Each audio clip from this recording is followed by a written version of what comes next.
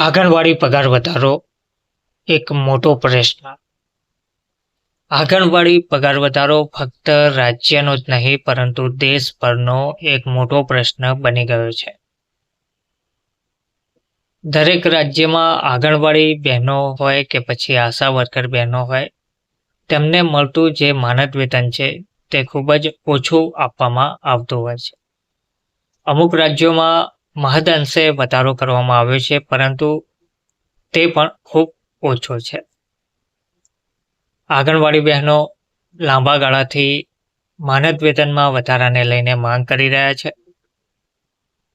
આંગણવાડી બહેનો જે આશરે તેમને હાઈકોર્ટની પણ શરણે જવું પડ્યું હતું, તો હાઈકોર્ટ દ્વારા પણ તેમના પક્ષમાં ચુકાદો આપી દેવામાં આવ્યો છે. તે વાતને પણ 6 મહિના જેટલો સમય વીતવા આવ્યો છે. તેમ છતાં સરકાર દ્વારા હજુ સુધી તેમના માનદ વેતનમાં કોઈ નિર્ણય લેવામાં આવ્યો નથી.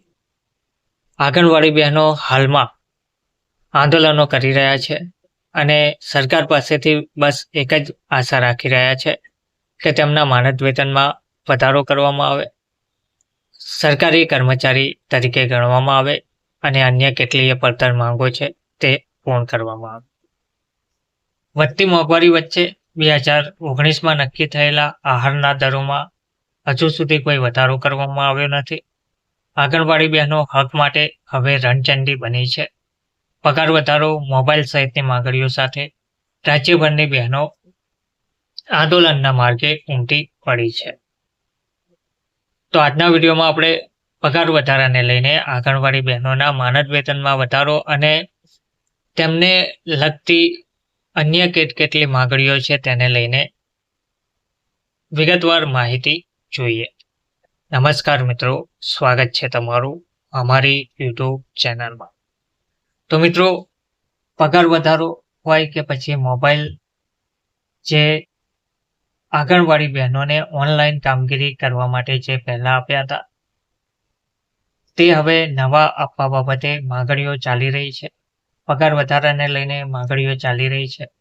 તેમજ સરકારી કર્મચારીને જે લાભ મળવાપાત્ર રહે છે, તે લાભ આંગણવાડી બહેનો, આશા વર્કર બહેનોને પણ આપવામાં આવે તેવી માંગણીઓ હાલમાં રાજ્યભરમાં ચાલી રહી છે. પગાર વધારો, મોબાઈલ સહિતની માંગણીઓ સાથે રાજ્યભરની બહેનો ઉમટી પડી હતી અને આંગણવાડી બહેનો હક માટે રણચંડી પણ બની ગઈ છે. વધતી મોંઘવારી વચ્ચે 2019માં જે નક્કી થયો હતો, તે નક્કી થયેલા આહારના દરોમાં હજુ સુધી કોઈ વધારો કરવામાં આવ્યો નથી.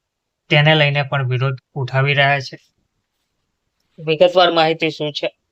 તો રાજ્યભરની આંગણવાડી બહેનોએ પડતર માંગણીઓને લઈને પાટનગર, ગાંધીનગરમાં ધામા નાખ્યા છે.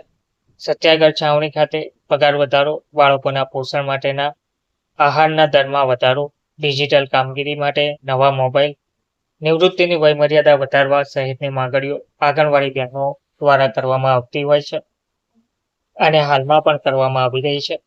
આંગણવાડી બહેનોના સમર્થનમાં મોટી સંખ્યામાં આશા વર્કર બહેનો પણ ધરણા પ્રદર્શનમાં જોડાઈ છે, કારણ કે જેવી આંગણવાડી બહેનોની સ્થિતિ છે તેનાથી પણ દયનીય સ્થિતિ આશા વર્કરોની જોવા મળી રહી છે.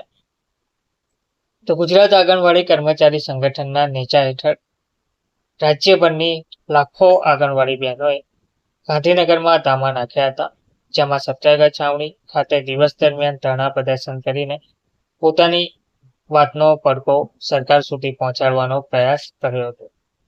આંગણવાડી બહેનોના જણાવ્યા મુજબ ગયા મહિને 9 નવેમ્બરના રોજ 20,000થી વધુ આંગણવાડી વર્કર અને હેલ્પર બહેનોના અમદાવાદ ખાતે મળેલા મહાસંમેલનમાં પ્રશ્નોના ઉકેલ માટે વિનંતી કરવામાં આવી હતી.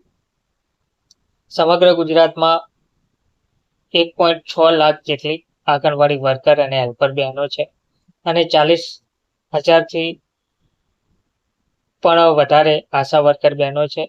તેમજ 40 લાખથી વધુ બાળકોને પોષણ અને પૂર્વ પ્રાથમિક શિક્ષણ આપવાનું તે લોકો મહત્વનું કામ પણ કરતી હોય છે. જોકે બહેનોના પ્રશ્નો લાંબા સમયથી પડતર હોવા છતાં સરકાર દ્વારા તેની અવગણના કરવામાં આવી રહી છે.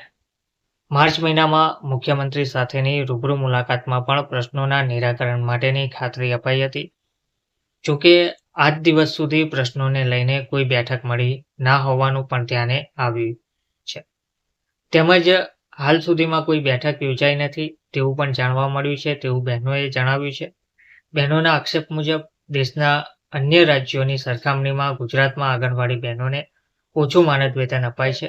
હાઈકોર્ટ દ્વારા પણ આંગણવાડી બહેનોના હિતમાં નિર્ણય લીધો હોવા છતાં પગાર વધારો આપવામાં આવ્યો નથી. હજારો કુપોષિત બાળકોના પોષણ માટે આહારના દરોમાં બાળક દીઠ શાકભાજી માટે 10 પૈસા જ આપવામાં આવે છે.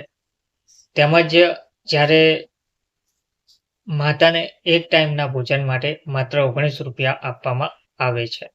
તો મોંઘવારી વચ્ચે આટલા પૈસામાં પોષણ કેવી રીતે આપવું તે પણ એક સવાલ છે.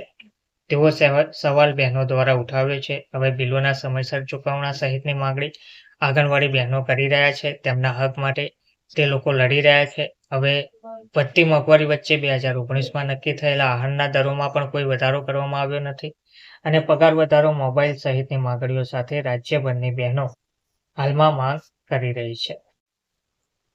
હવે વધુમાં આપણે વાત કરીએ તો પ્રશ્ન એ ઉપસ્થિત થાય છે કે આંગણવાડી બહેનો આટલા લાંબા ગાળાથી માંગ કરી રહ્યા છે, આશા વર્કર બહેનો આટલા લાંબા ગાળાથી માંગ કરી રહ્યા છે, તો સરકાર તેમના પગારમાં માનદ વેતનમાં વધારો કેમ આપતી નથી કે અન્ય જે લાભો મળવાપાત્ર છે તે કેમ તેમને ચૂકવવામાં આવતા નથી. જો આંગણવાડી બહેનો પોતાનું કામ સરકારી કર્મચારી તરીકે નિભાવતી હોય, એટલે કે સરકારી કર્મચારીને જે કામ સોંપવામાં આવે છે તેવું જ કામ આંગણવાડી બહેનો પણ ઓછા પગારમાં તેમનું કામ પૂરી નિષ્ઠાથી અને ઈમાનદારીથી જો નિભાવતી હોય તો તેમના માનદ વેતનમાં પગારમાં વધારો કેમ કરવામાં આવતો નથી? તેમને અન્ય લાભો જે કર્મચારીને મળે છે તે કેમ ચૂકવવામાં આવતા નથી? અને આટલા લાંબા ગાળાની માંગ હોવા છતાં પણ કંઈક અંશે પણ પગાર વધારો કેમ કરવામાં આવતો નથી? તે એક મોટો પ્રશ્ન ઉપસ્થિત થયો છે.